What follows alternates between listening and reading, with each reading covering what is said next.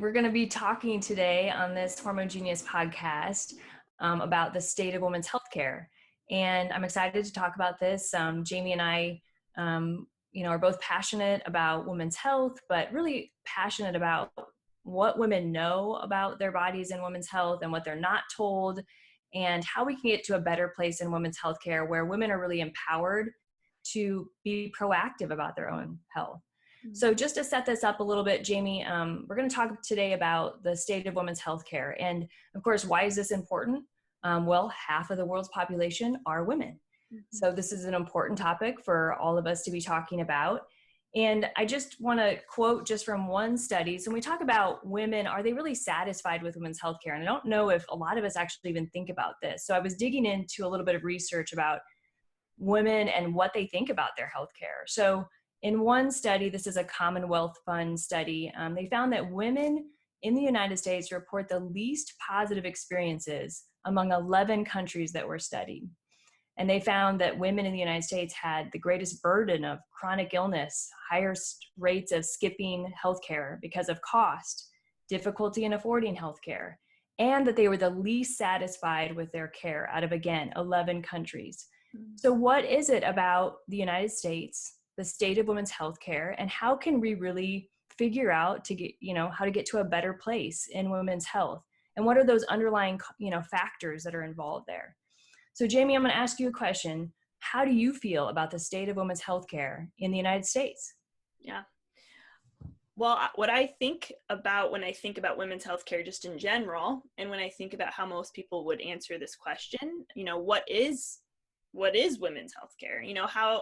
How we feel about it has to connect with, what it is even. And so I'm going to answer it in terms of what I think most people think it is, and then I'm going to answer it in a way of what I think it should be. then I think we're going to get to the root of, why is this the case, and just in general. So when we think about women's healthcare, women typically and men typically think about, access to contraception. We need women's healthcare, access to women's healthcare. Well, often people mean contraception. And then also typically what comes alongside that is, the access to abortion as well.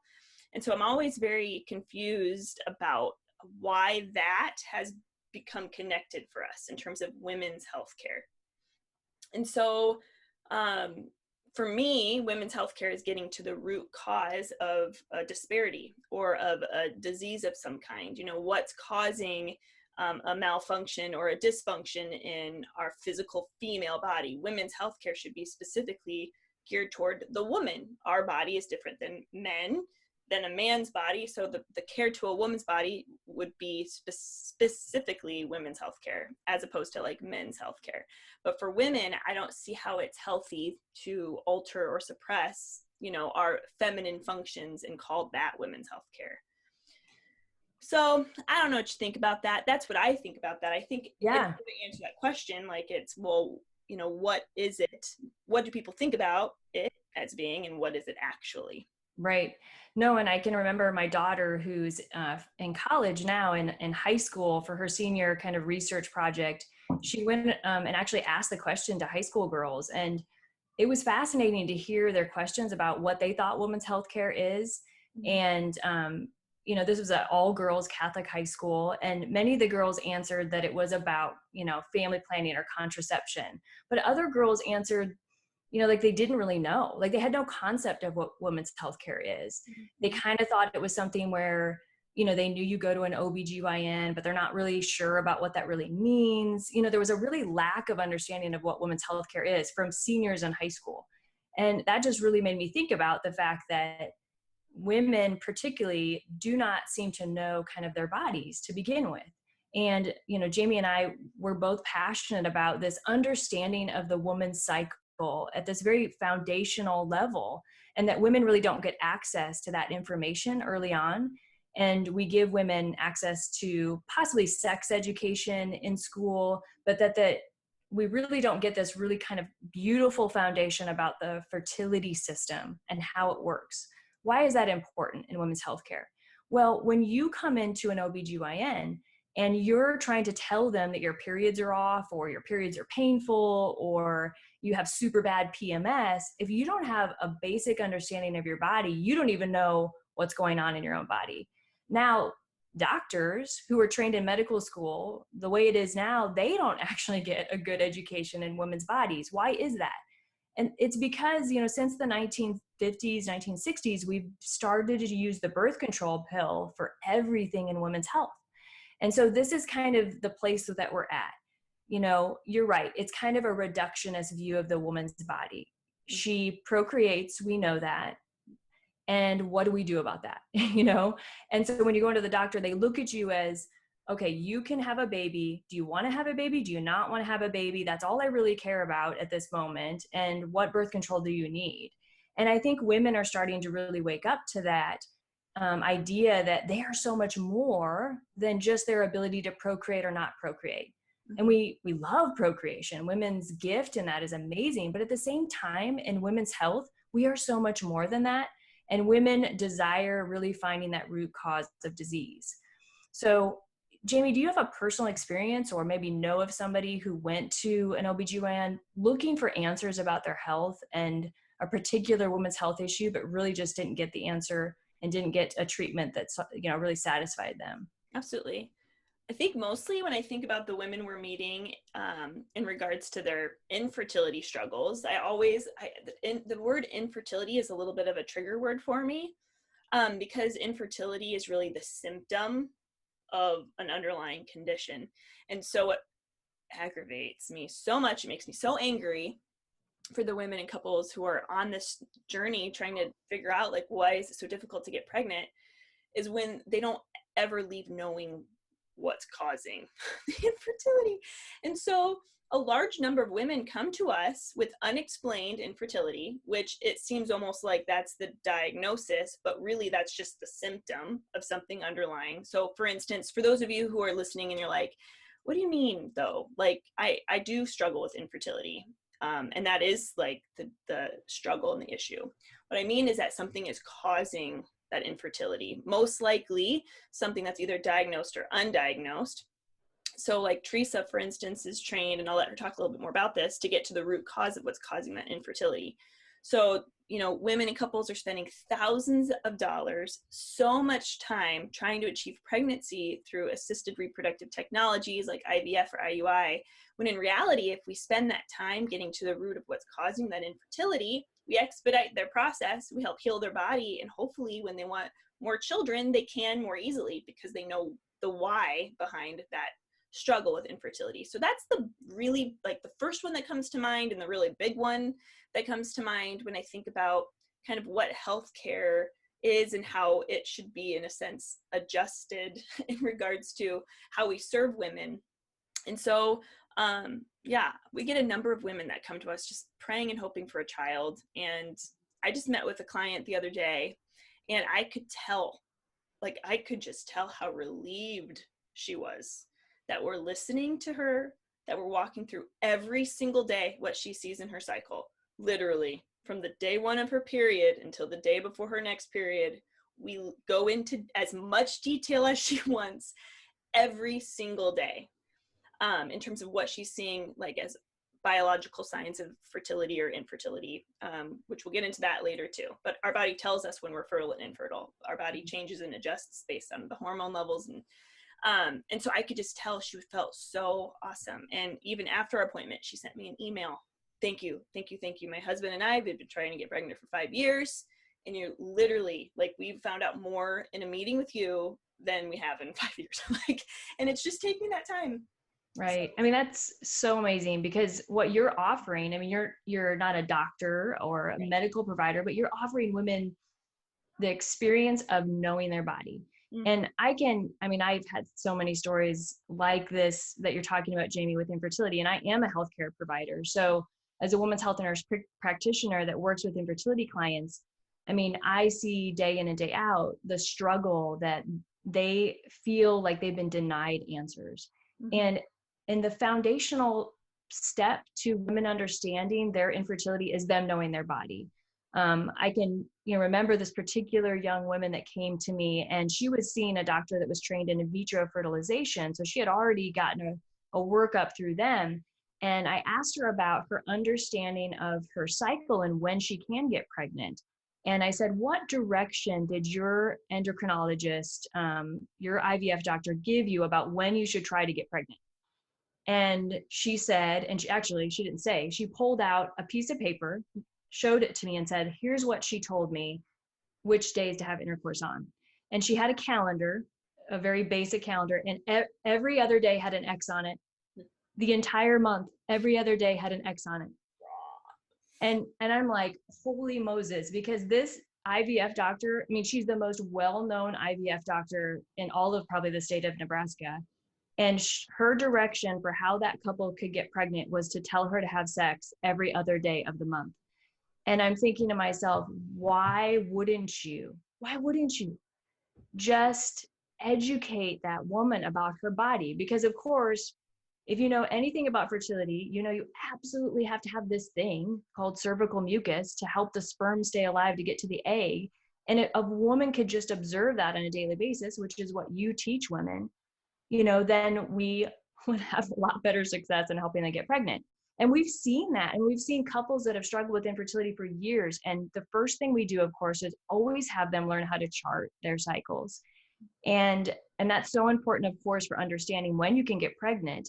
And so women sometimes, like in our studies actually have shown, just charting your cycle, those who would not be able to get pregnant, like 40% who are in that category of infertility will get pregnant just charting, because they just didn't know when they could get pregnant. And it seems kind of silly when we're so advanced in medicine that you cannot start with that foundational aspect of knowing a woman's body and just giving those tools to do that. You know, and go ahead, Jamie. Oh yeah, I was going to say, I have a client who she was going to the physical therapist for something.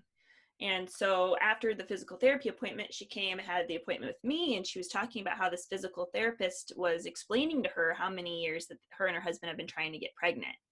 And my client was like, oh yeah, actually I'm learning all about this cervical mucus, you know, like she's so excited. Who's ever excited to use the word cervical mucus in any kind of sentence? But like we are actually, we love cervical mucus. So she's talking to her physical therapist, a trained medical professional, about, you know, what's your cervical mucus like? Like I'm learning all about it. Physical therapist, like, do you keep track? Like, how is that? And the physical therapist told her that she and her husband do not have intercourse on those days because she always thought it was an infection.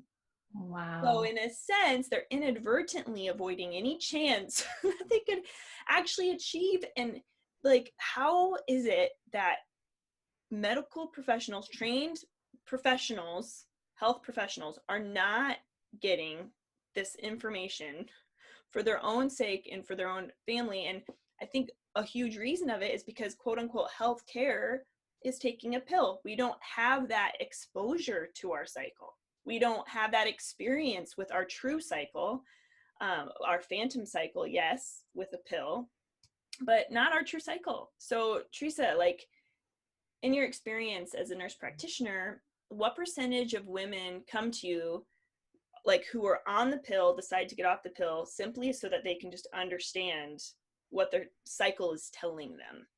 And what do they discover when they do that? I mean, first, I mean, let's just say that, I mean, half of all women who are on birth control are not using that medicine for birth control. They're using it because a doctor gave it to them for a medical reason. And so we know that women are given this one treatment for treating these diseases. And of course, I mean, the pill basically is a Band-Aid over the reproductive system. So it takes your natural hormonal process, right? And it suppresses it or overlays it and gives you kind of a pseudo hormonal cycle. And a lot of women don't even know that the period on the birth control pill is not a real period. So again, there's a lack of education and understanding when women are on the pill, what it's really doing in their bodies, which I think is a sad thing as well. But I do see as a nurse practitioner, so many women that get to the point, and this could be women that have been on the pill for 15 years, or maybe a woman that's tried it for 2 years. And they're like, you know what? They just have this intuitive sense. They're not getting to that root cause. And then they find out about a place that practices like I do, where our goal is not to use birth control. We just want to find the underlying root cause. We want to cooperate with women's bodies. We want to restore their natural hormones to the proper state of health. And they're like, you know what, that kind of sounds like an interesting way to go. Maybe I'll learn how to figure out what it's like to live in my own hormones and to actually figure out what the root cause of my problem is. And so we do get people who are transitioning off of the pill because they want to find what that real problem is. And it's super exciting. I always think, in fact, often I'm telling women, as they're getting off the pill, maybe they haven't even stopped it by the time they see me. They want to, but they're a little nervous. I mean, it's amazing how they're on this medicine and they're so nervous to find out what's really going to happen. Mm-hmm. And I'll tell them, isn't this like so cool and so exciting? Like, you're going to get to know the real hormonal you now, because you're going to be not in this like fake, hormonal milieu anymore. You're going to be you with your hormones. And I know, like, that's exciting. It can be kind of icky too. I mean, if your hormones don't work right, maybe it's not going to feel so great, but at least it's you. Totally. And so, these women then learn how to chart the ins and outs of their body, the ups and downs of their hormones, to understand it. And then we dig in and we figure out what it is that's not making them feel well. Mm-hmm. And in 20 years, I've never prescribed the pill for a medical problem. And honestly, it's a lot because I just don't think I need to. I have tools to actually figure out how to cooperate and restore women's bodies back to health without suppressing them, which is super exciting. And although not every woman wants that alternative, a lot of women do, especially when they hear about it, when they're like, gosh, I didn't even know you could figure out what's wrong with your body and actually cooperate with it. They're like, I would like to do that. Totally. And also, how many times do you see or do you hear, even from friends, that the parents are putting the daughter on the pill because her cycles are weird and wonky, and then years zoom past, like 10, 15, 20 years later from the onset of that first pill at age 14, because her cycles were weird. So the first question I have is, tell us about what a normal period is. We'll talk more about it in future podcasts, but like, as a young girl, what can a young girl expect from her very first few periods? So this girl, in my mind, that I'm using as an example, she was her period came later at age 14, been on the pill because her cramps and bleeding were terrible, all until this point. Now they're struggling to get pregnant. But at what experience is normal, right, for a young girl who starts her period? And how does a parent know, when to go to the doctor and what to do in those cases? Yeah, this is always really disheartening to me, because I have met so many patients that were put on the pill like at 14. And when I ask them, what led to that? A lot of times it's that, okay, they bled for 3 weeks instead of a week, that first couple periods or something like that, or it was really irregular. And they go to their doctors and they're immediately told they should be on birth control. And I'm thinking in my head, what's normal is for it to take 4 years for the reproductive system to get it right. So I'm often explaining to my patients, hey, think about it. When you start this whole process of menstrual cycles, it's got some kinks to work out. And so you're going to have some irregularity potentially at the beginning. And, some things we need to intervene on, and some things we can just monitor for a little while. So a lot of times there's just a reassurance that, hey, yeah, this isn't looking perfect like you expect it to. Mom, this isn't looking the way that your daughter should have menstrual cycles. Absolutely. But let's just monitor it for another couple months, because normally it takes 4 years for the reproductive system to get it right fully. And so that just education reassurance is key. I remember meeting a girl at a conference just recently, and she was put on the pill at 14. Mm-hmm. And now she's like 20, 21. And I had given a little talk about all this stuff about how, birth control is just a Band-Aid. And if you wanted to learn more about how you can actually get to the root cause of problems, like, this is how you do it. And after the talk, she was just a beautiful young lady. She came up to me and tears in her eyes. And she told me that her mom took her to an OBGYN when she was 14. She couldn't even remember why, but she was put on the pill at 14, and she has been on it for the last, 6, 7 years. And she said to me, do you think I could come off of it now? She didn't even know why she was on it. And she asked me permission, basically, if she could come off of it. And I said, oh, honey, I'm like, you absolutely can. Like, this is your body. You have a right to choose what you put in your body. And I gave her, again, that freedom to say, let's get to know the real hormonal you. And she just wept. Like, no one had ever given her permission to be herself. And I thought, how disheartening, like how sad and how beautiful in that moment I was able to give her that freedom, basically. But this happens a lot. And again, because of the lack of education that we have as women, in this feminist, empowered kind of society as women that we have, we just don't know. And that's what, we want to do with this podcast is really give that foundational education to empower women to make decisions that are better for their own health, so. And also just help people understand that our hormonal health, it isn't not necessarily just tied to our reproductive system. How, by understanding our hormonal health, that also will give us insight into our mood and our appetite and our weight and our sex drive and all these other things. Like, it's all tied together.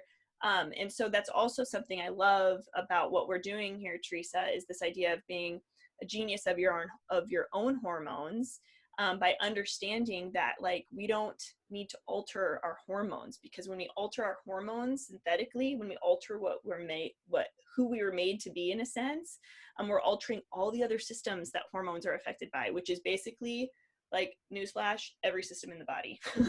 Like, every system in the body is affected by hormones. Right. When we alter our hormones, we're altering ourselves. And I don't think people truly understand that.